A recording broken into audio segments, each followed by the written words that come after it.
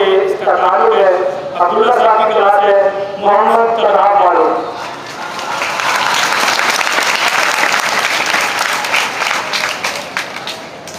नहमदुहु व नुसल्ली अला रसूलिहिल करीम। अम्मा बअद फअऊज़ु बिल्लाहि मिनश शैतानिर रजीम। बिस्मिल्लाहिर रहमानिर रहीम। हमको तो जानो दिल से अपना वतन है प्यारा, हमको तो जानो दिल से अपना वतन है प्यारा। अच्छा वो दिन है जो इसकी खिदमत में गुजारा। कहते हैं हम वतन को आंखों का अपनी तारा। वो दीन है हमारा, ईमान है हमारा।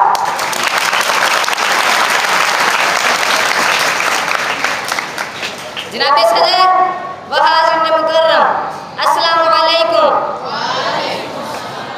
आज का मेरा उन्वान है दिफाए पाकिस्तान।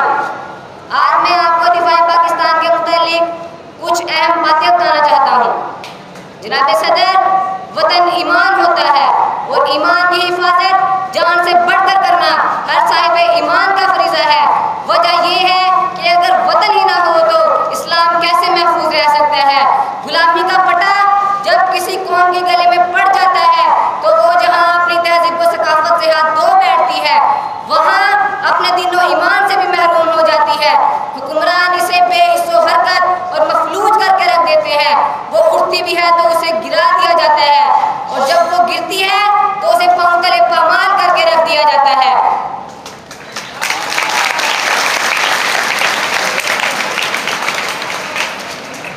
जनाब सदर, अपने मुल्क की हिफाजत तो हर मुहिब्बे वतन करता है, लेकिन पाकिस्तान जिसकी तामीर में लाखों शहीदों का लहू पानी की तरह बहा, हजारों औरतों के सुहाग जिसकी खातिर उजड़ गए, अनगिनत दोशीज़ाओं की इस्मत के गोहर जिस पर कुर्बान कर दिए गए और जो बना ही इस्लाम के लिए था।